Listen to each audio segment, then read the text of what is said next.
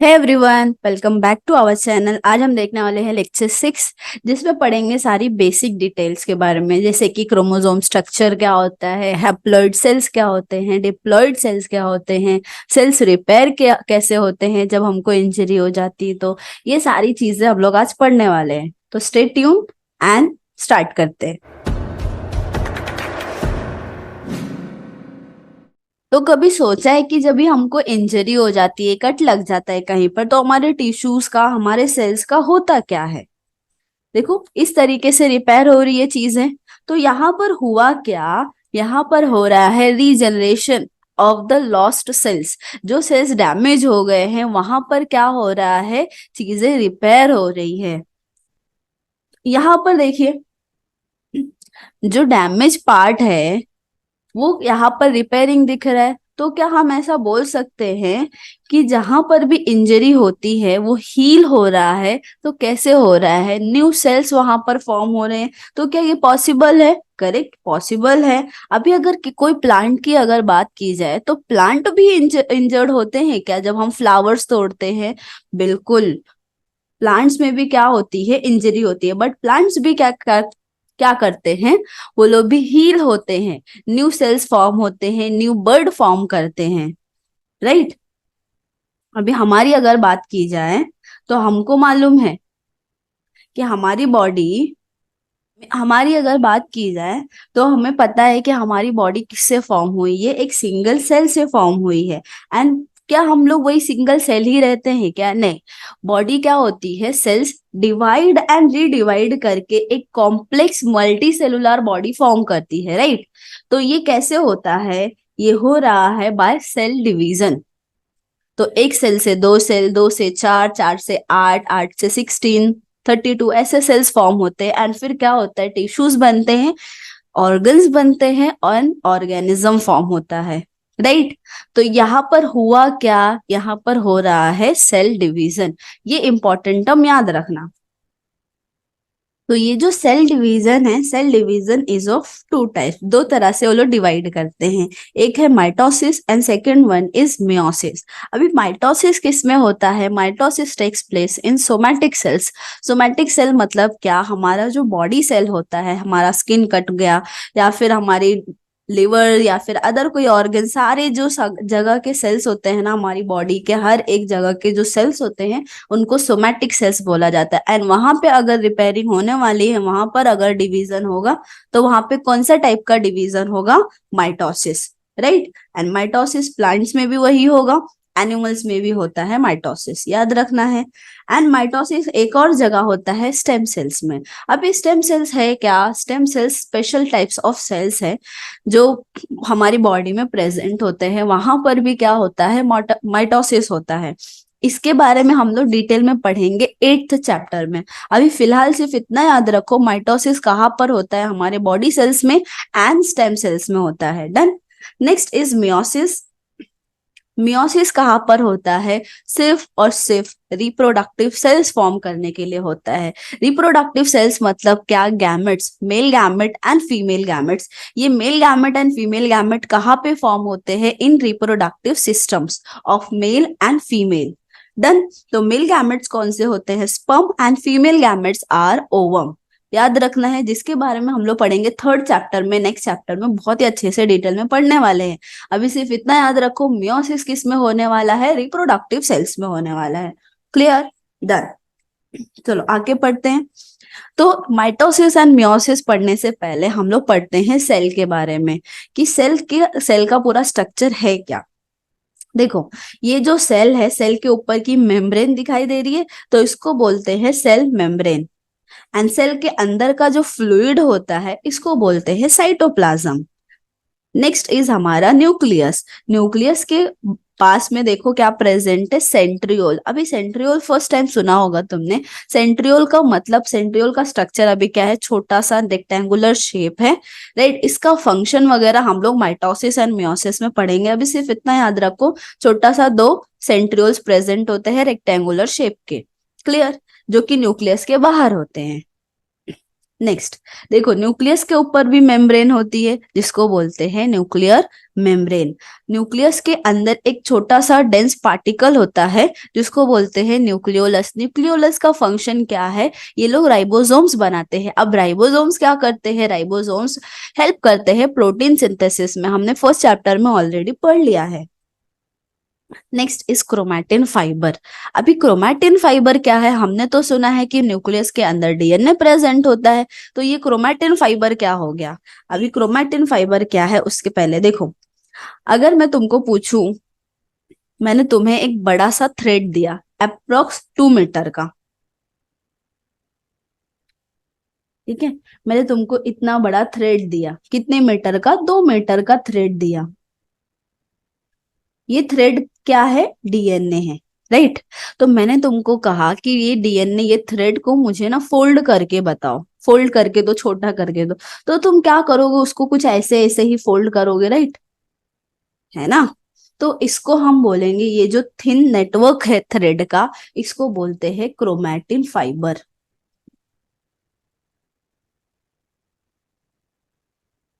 Correct. अभी मैंने तुमसे कहा कि मुझे ना इतना इतना बड़ा नहीं चाहिए क्रोमैटिन फाइबर, मुझे और ज्यादा स्मॉल, और ज्यादा छोटा करके दिखाओ, और ज्यादा कंडेंस करो। तो तुम क्या करोगे? ऐसे इतना ज्यादा छोटा छोटा करके इतना स्ट्रक्चर बनाओगे, करेक्ट। तो ये क्या है? इसको बोला जाता है क्रोमोसोम्स। तो डीएनए क्या है? Long thread like structure. And chromatin fibre क्या है? कंडेंस, थोड़ा सा हमने फोल्ड कर दिया डीएनए को, तो वो क्या बन गया? Chromatin fibre. And chromatin fibre को जब हमने क्या किया, और ज्यादा हाईली कंडेंस कर दिया, बहुत ही ज्यादा छोटा कर दिया, तो इसको बोलते हैं क्रोमोसोम। तो ये 3 चीजें याद रखना है 10th लेवल के बेसिस पे, ठीक है। तो अभी नॉर्मल अगर हम सेल देखें अपना, हमारा स्किन कट गया या फिर कुछ भी, हमारा नॉर्मल अगर सेल देखें माइक्रोस्कोप के अंदर, तो सेल हमारा रेस्ट पोजीशन पे था, तो उसके अंदर हमको दिखेगा क्या? उस सेल के अंदर न्यूक्लियस दिखेगा, न्यूक्लियस के अंदर हमको दिखेगा क्रोमैटिन फाइबर। क्रोमोसोम कब दिखता है? क्रोमोसोम दिखता है जब भी हमारा सेल डिवीजन में जाता है, ठीक है। जब भी हमारा सेल डिवाइड करने के लिए जाता है, तब वो क्या होता है? क्रोमैटिन फाइबर कंडेंस होके क्या बन जाता है? क्रोमोसोम्स। डन। इतनी चीजें याद रखना है, ये बेसिक है।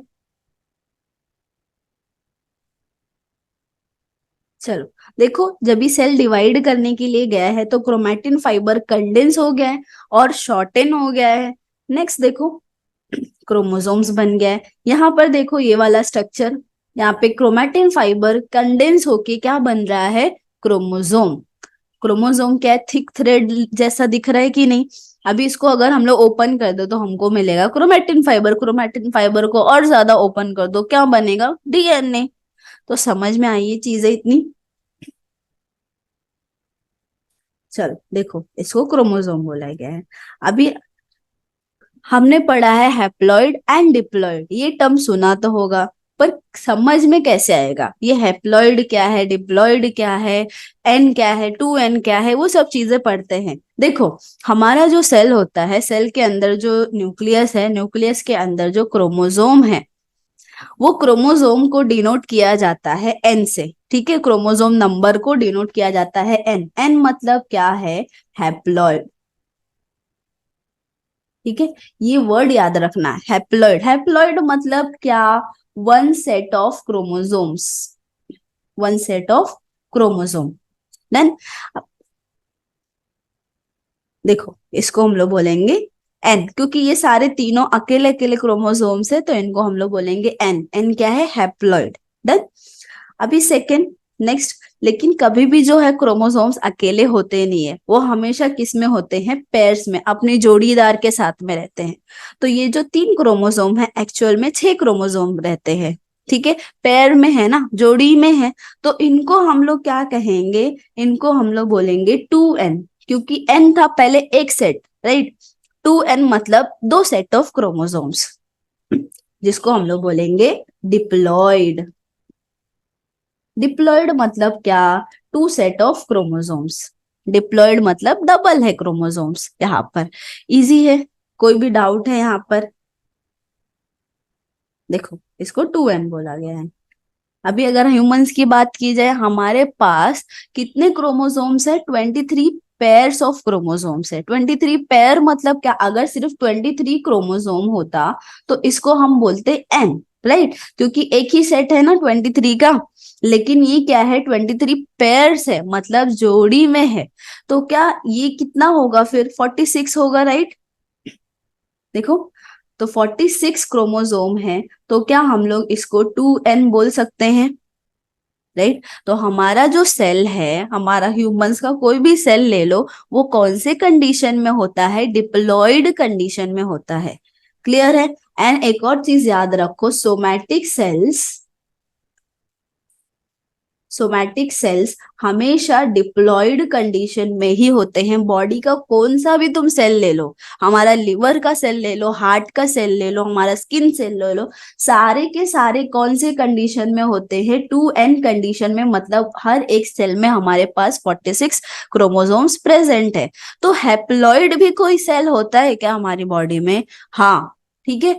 एक इकलौता सेल होता है जो है हमारा रिप्रोडक्टिव सेल्स मतलब क्या? हमारे जो गैमेट्स होते हैं उन वो कौन से कंडीशन में होते हैं? हैप्लॉइड कंडीशन में।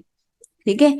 अदर देन सोमैटिक सेल्स, जो एक इकलौता रिप्रोडक्टिव सेल्स हमारी बॉडी में होते हैं, उनको बोला जाता है हैप्लॉइड कंडीशन में रहते हैं। समझ में आई है? तो I hope haploid and diploid समझ में आ गया होगा। हैप्लॉइड मतलब क्या? One set of chromosome. Diploid मतलब टू सेट ऑफ क्रोमोसोम। अगर हमारी बॉडी की बात की जाए तो हमारे पास क्या है? टू सेट ऑफ क्रोमोसोम्स है हर एक सेल में। सोमैटिक सेल्स हमारे पूरे कौन से कंडीशन में है? 2n कंडीशन में है। एंड रिप्रोडक्टिव सेल्स यानी कि गैमेट्स फीमेल्स में होता है ओवम। ओवम कौन से कंडीशन में है? हैप्लॉइड कंडीशन में। मेल्स में कौन? मेल में क्या होते हैं? स्पर्म। स्पर्म भी गैमेट है, मेल गैमेट, वो भी कौन से कंडीशन में रहेगा? हैप्लॉइड कंडीशन में। तो आई होप इतना क्लियर हुआ होगा। ठीक है, हैप्लॉइड डिप्लॉइड ये सब चीज है। एंड हमारे जो ह्यूमंस है, ह्यूमंस के हर एक सेल में 46 क्रोमोसोम फिक्स्ड होता है। ठीक है। तो बाकी अदर जो एनिमल्स है एंड प्लांट्स है, सबके पास क्या 46 क्रोमोसोम्स होते हैं? नहीं। सब सारे एनिमल्स एंड प्लांट्स वैरी करते हैं। सबके पास अगर 46 क्रोमोसोम होता तो सब हमारे जैसे नहीं दिखते। Are you getting? राइट। तो देखो, बिफोर द सेल डिवाइड, अभी सेल डिवीजन अगर उसको करना है तो क्या करते हैं? जो क्रोमोसोम्स होते हैं वो अपनी कॉपी बना लेते हैं। कैसे? देखो, अभी फॉर एग्जांपल इसमें क्या होता है,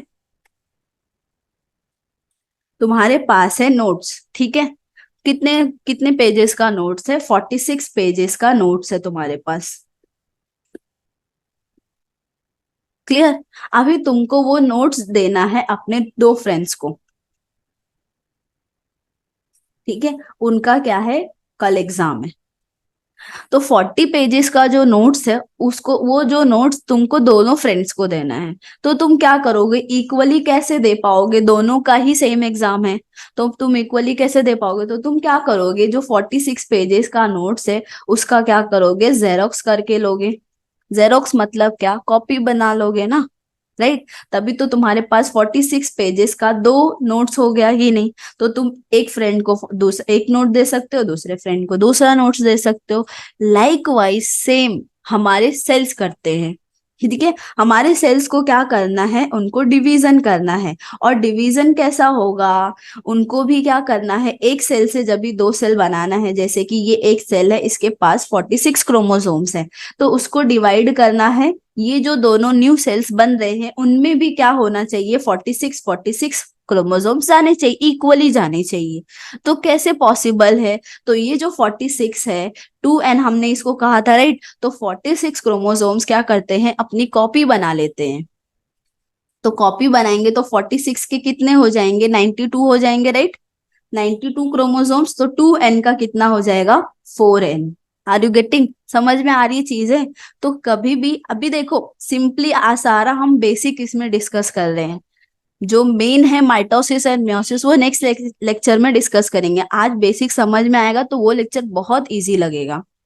तो क्या समझा कि सेल डिवाइड करने से पहले अपनी क्रोमोसोम नंबर को डबल कर लेते हैं। बस इतना याद रखो ताकि इक्वली सेल्स में क्रोमोसोम्स जा सके, इक्वली डिस्ट्रीब्यूट हो सके। क्लियर है इतना? देखो, ये हमारे पास 46 था, अभी क्या हो गए, कॉपी बन गई। देखो,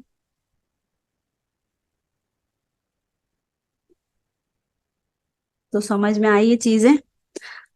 और कॉपी कैसे बनती है? देखो, जैसे ये क्रोमोसोम है, ये क्रोमोसोम है, ये दोनों क्या है, जोड़ी है, राइट। तो ये लोग अपनी कॉपी इनको बनानी है, डबल करनी है। तो ये लोग क्या करते हैं, यहाँ पर अपनी एक सिस्टर क्रोमैटिड बना लेते हैं, अपनी कॉपी अपना डुप्लीकेट कर लेते हैं जीन्स को। समझ में आ रहा है? इस तरीके से कॉपी बनती है। तो चलो, अभी क्रोमोसोम का स्ट्रक्चर पढ़ लेते हैं।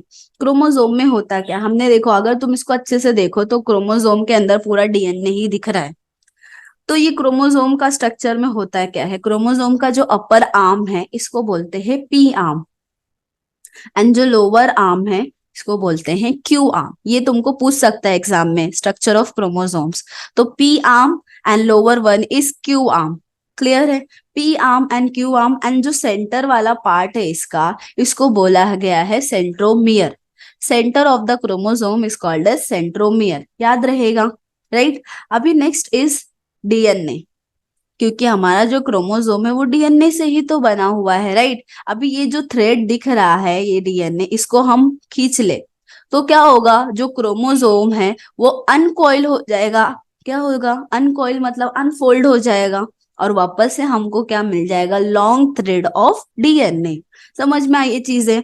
Next is chromatid. ये जो स्ट्रक्चर है, ये स्ट्रक्चर जो बनता है इसको बोलते हैं क्रोमैटिड। पर हमने क्या कहा था कि सेल डिवीजन करने से पहले ये क्रोमैटिड अपनी खुद की कॉपी बनाते हैं, राइट। तो कॉपी है ना, सेम टू सेम है, तो क्या हम लोग इसको सिस्टर क्रोमैटिड्स बोल सकते हैं, है ना। सिस्टर ही तो है, exact same to same copy बन रही है, तो हम लोग इसको कहेंगे सिस्टर क्रोमैटिड।